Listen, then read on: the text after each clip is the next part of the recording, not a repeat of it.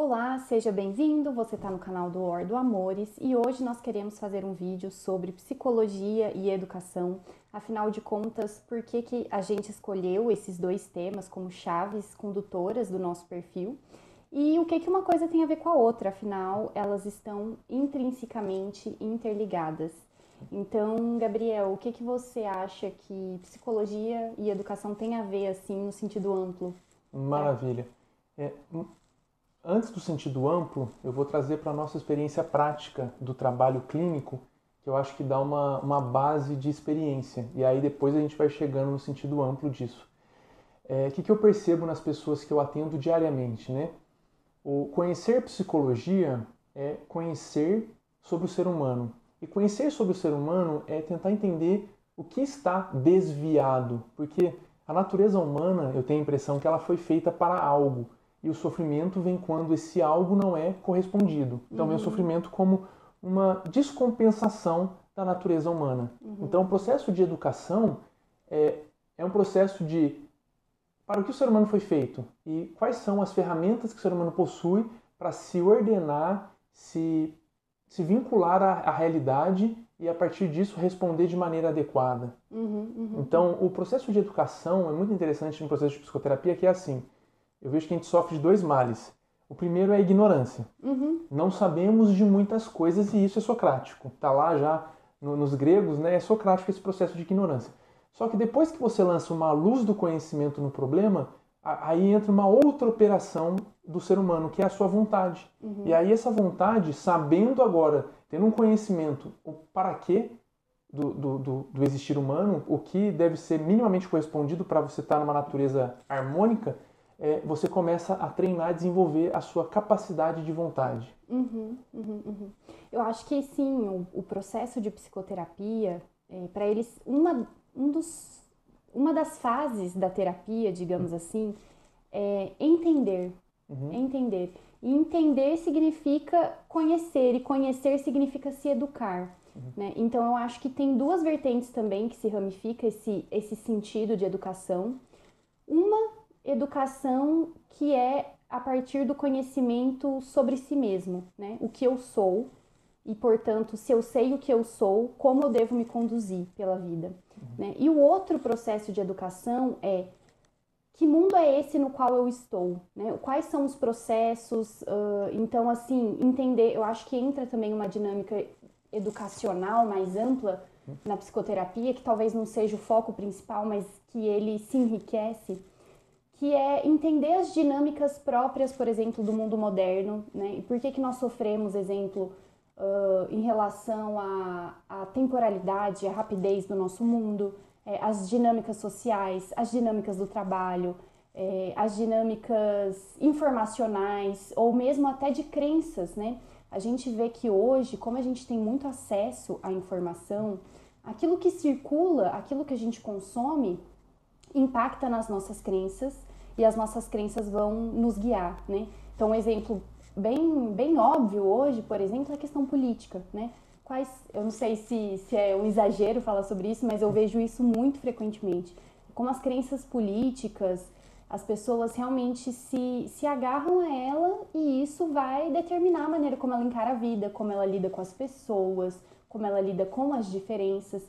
Então, aí, para além também de uma educação sobre o que eu sou, mas também em que mundo eu estou e como eu me relaciono com esse mundo, né? Eu acho que são duas perspectivas. Maravilha. E ampliando um pouquinho, então, né, pensar a psicologia e pensar a educação. O que é cada uma dessas coisas?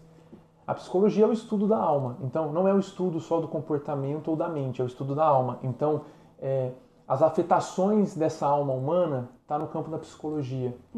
O que está me afetando, por que me afeta e como eu posso corrigir dentro de um certo limite de uma contingência do sofrimento humano. E a educação, eu acho muito legal essa noção que é assim, nada mais é do que o processo de transmissão de conhecimento acumulado de uma geração para outra. Então, eu gosto essa definição de cultura, que tem a ver com cultivo, que tem a ver com agricultura. Então, o ser humano educado é o ser humano cultivado. E isso aqui é muito rico, porque quando o ser humano não tem esse cultivo de informações, de perspectivas, de referências, ele fica preso no imediato. e o imediato machuca muito. Então, as pessoas, o quanto mais curto o alcance do intelecto da pessoa, eu pelo menos percebo, mais sofrimento ela terá. Porque a realidade bate nela, ela não consegue nem abstrair, tentar entender como ela poderia fazer diferente, e aí ela fica oprimida pela necessidade imediata. Então, a pessoa educada é a pessoa cultivada, e cultivada é uma amplitude desse intelecto, da capacidade de pensar, de referenciar. Putz, o meu tempo histórico é esse caos, é essa abundância ao mesmo tempo. Só que há 100 anos atrás, há 300 anos atrás, há 1000 anos atrás, o ser humano vivia de outra maneira. O que continua sendo universal no ser humano, que lá atrás também era. E aí dentro disso a gente consegue uma bússola mais viável para viver bem na vida. Sim, sim. Isso me lembrou muito uma frase do Sidney Silveira, que ele fala que, não vou saber transmitir exatamente como ele fala, mas que, por exemplo, a beleza, né, no sentido da arte, como a arte é importante para nós não nos desesperarmos, né? Então, uma pessoa que sofre... então, eu acho que é esse sentido realmente geral de educação, no sentido de cultura, que a cultura, talvez hoje a gente veja ela com um certo cinismo, como algo que é para poucos, ou é até um racionalismo, né, digamos assim. Uma erudição, uma elitização. Exato, e na verdade não, isso é necessário para cada uma das pessoas, porque nos momentos de impasses, nos momentos de dificuldades, a beleza, a arte, a cultura, ela também é essa capacidade autotranscendente, né?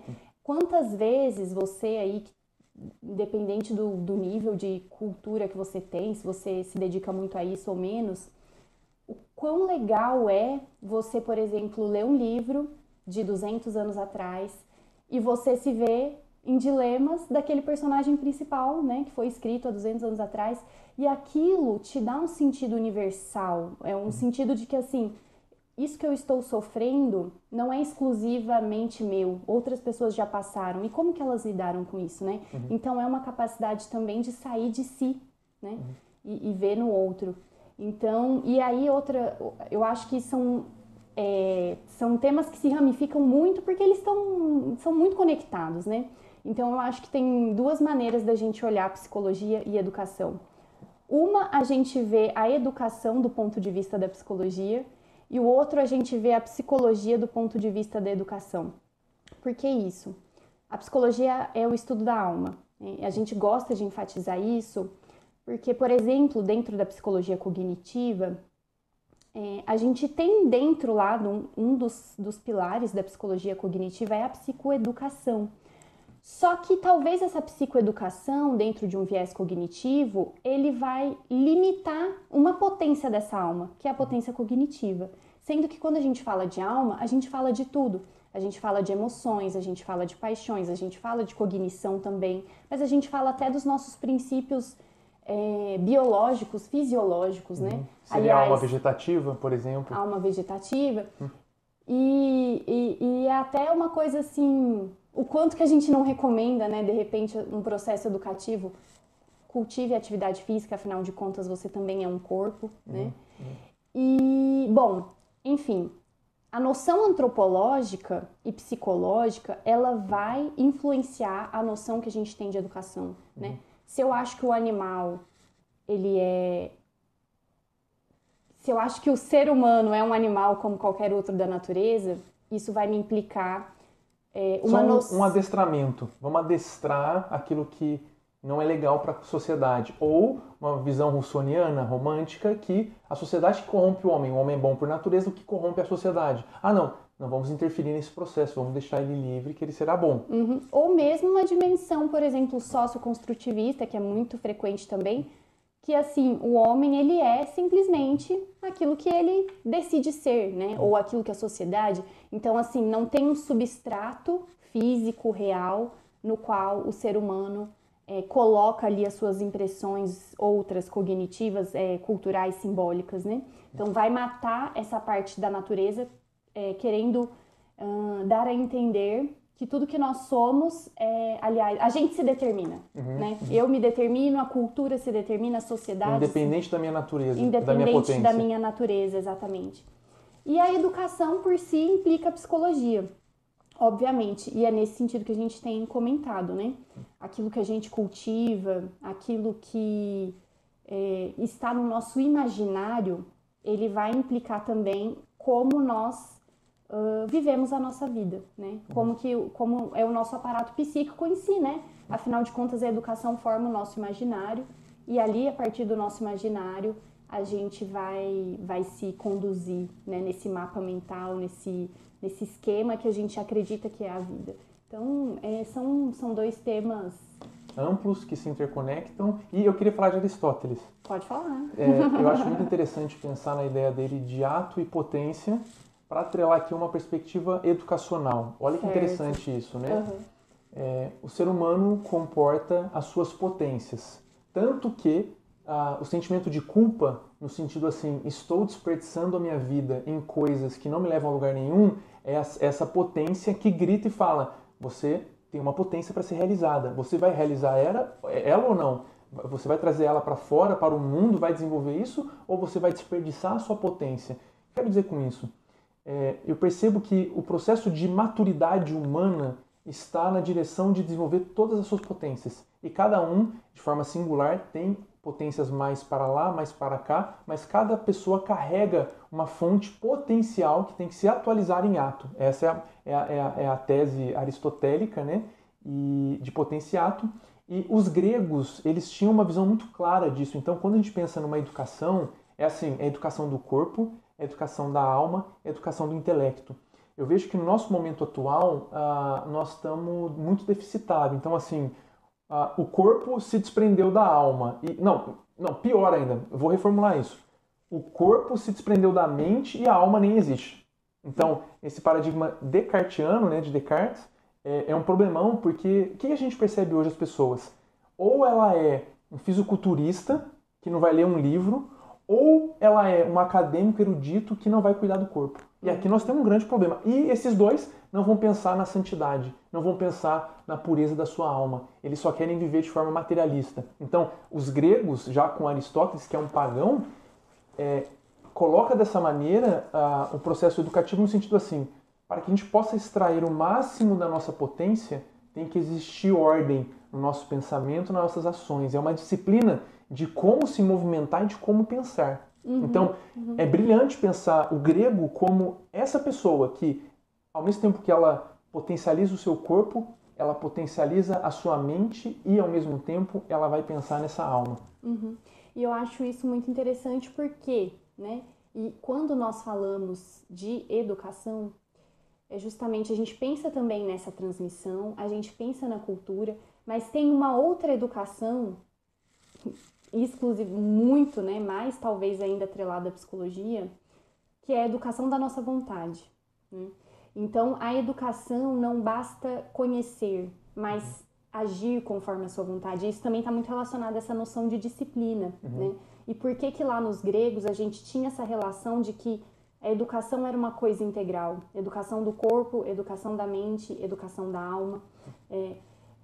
A educação, ela é também um exercício cotidiano, né? O conhecimento, apesar que entra aí uma dimensão da memória, né? O conhecimento, você conhece e você entende, né? E a partir do momento que você conhece, não tem como você desver de alguma maneira. Apesar de que você possa esquecer, então, de alguma maneira, até o conhecimento intelectual, ele precisa ser revisitado. Mas quando a gente fala da vontade, não basta que você...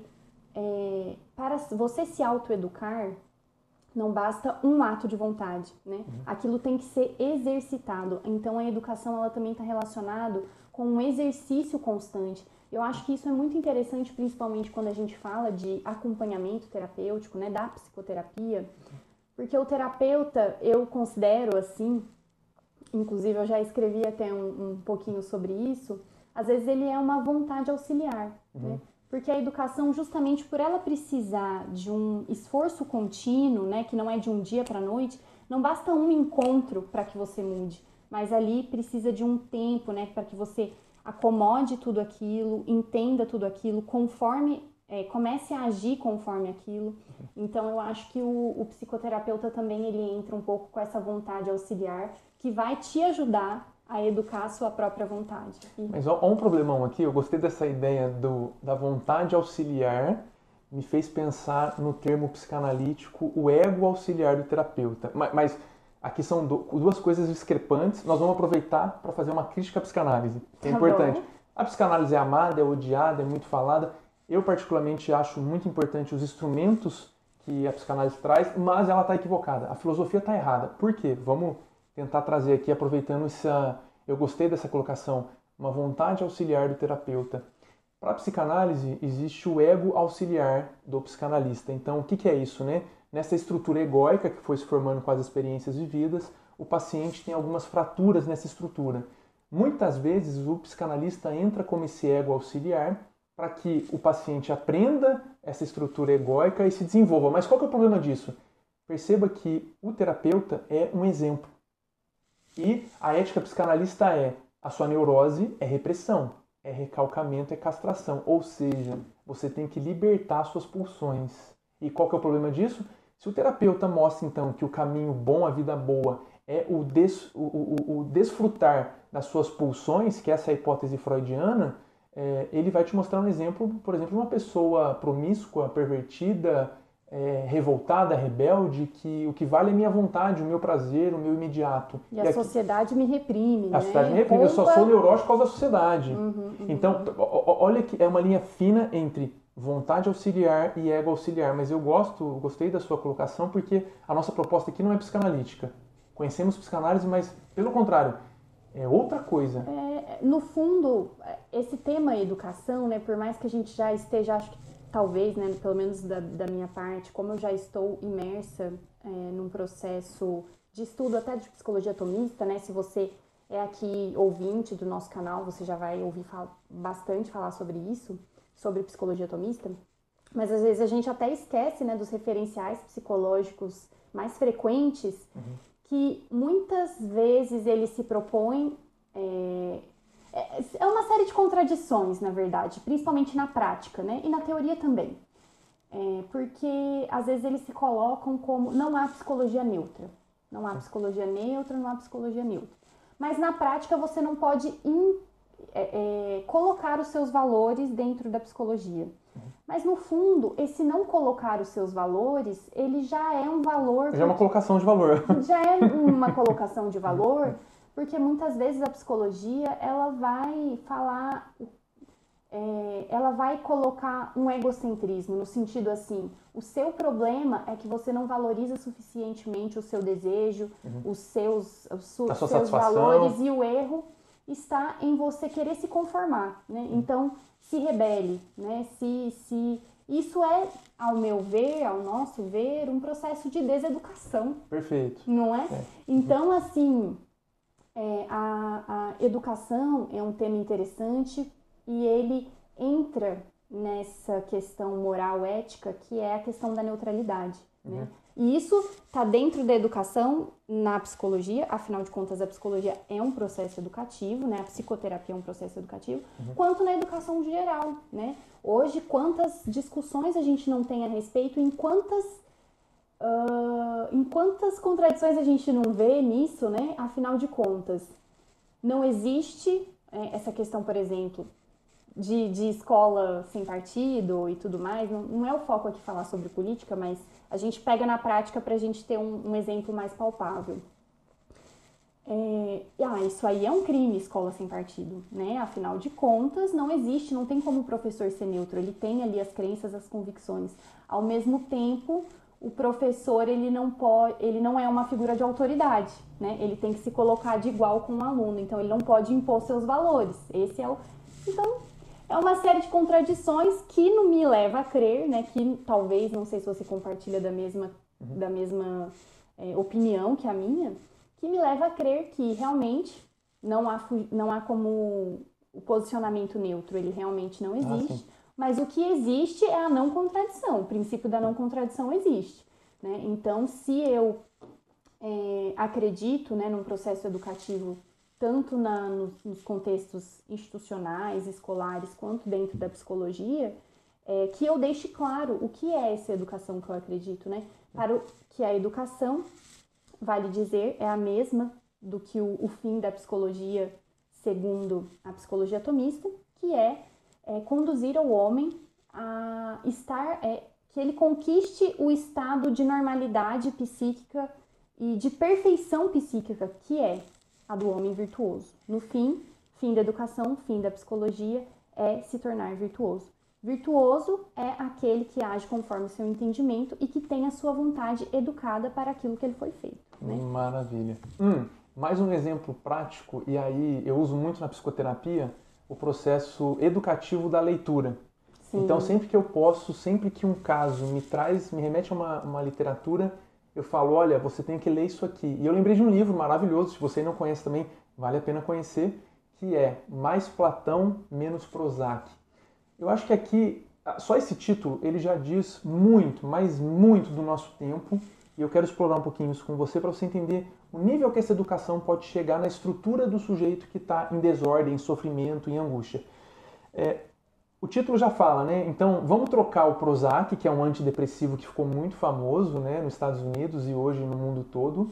Ele foi um dos primeiros a ser lançado, e aquela coisa, né, o Prozac traz felicidade, tem os slogans, né, da felicidade atrelada ao Prozac e tudo mais.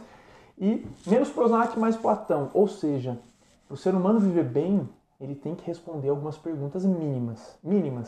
E ele tem que entender para que ele é feito, aonde ele está inserido, quais são os valores que vão conduzir a vida dele, porque as nossas ideias, elas vão gerar crenças, vão gerar hábitos, vão gerar perspectivas. E é a partir disso que nós guiamos o nosso esforço no mundo. Então, assim, se eu tenho uma visão que o que vale é gozar dos prazeres, não pensar no amanhã, o carpe diem, né? Viva o agora, que é uma visão romântica, ou eu preciso me ordenar a um bem maior, que em última instância é Deus, mas para isso eu preciso ser bom, eu preciso ser forte, eu preciso ser prudente, temperante, tenho que ter fé, esperança e caridade, que são as virtudes teologais e as virtudes cardeais.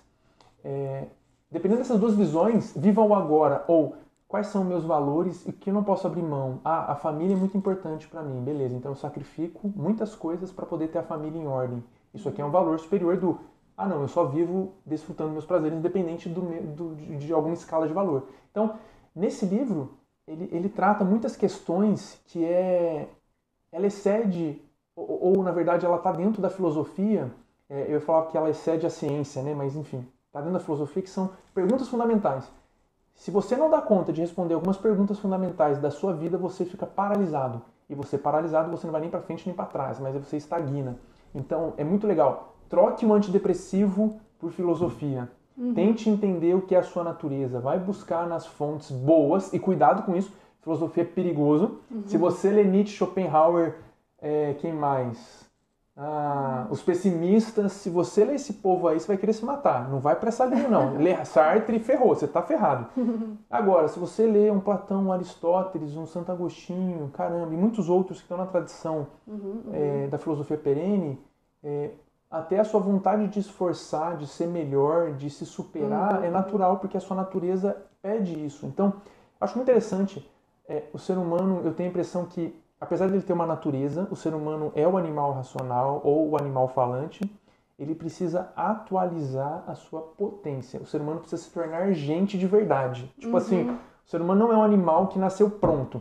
Ele nasce em extrema vulnerabilidade, ignorância. Mais do que os outros animais, e ele precisa se construir, que é um advento da cultura, da educação, para que ele se torne uma pessoa inteira. Então, o que é essa pessoa inteira? É um processo de cultivo, de educação, de responder algumas perguntas. E aí você tocou num ponto também que eu não poderia deixar de falar.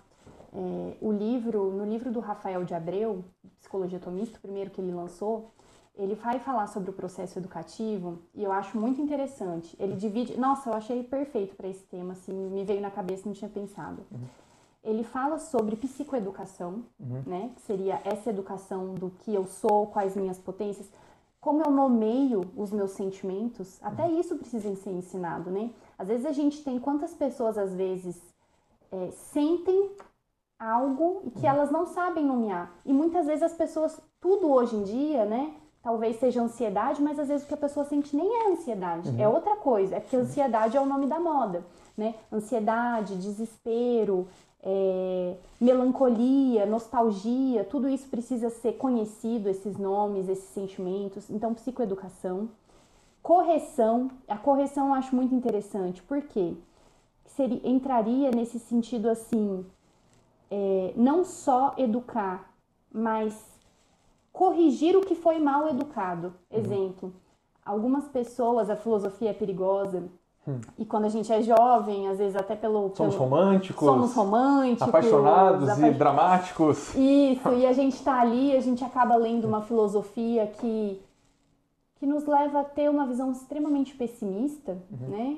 E isso impacta. Afinal de contas, o ser humano, ele precisa de esperança para viver, né? Se ele tá sempre numa esfera em que tudo é muito negativo, em que tudo é pessimista, isso vai impactar. Então, correção, né? Então, educar aquilo que foi mal educado, ou às vezes aquilo que você se educou equivocadamente a pensar.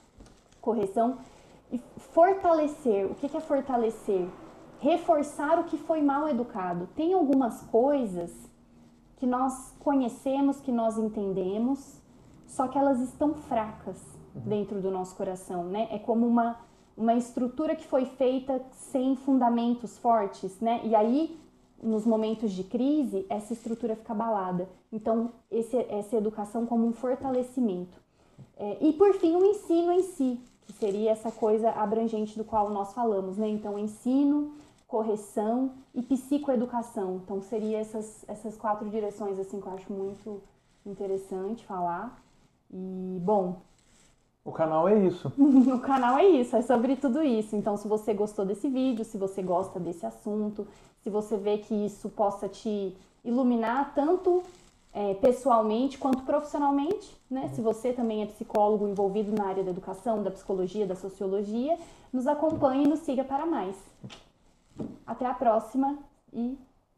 Amém.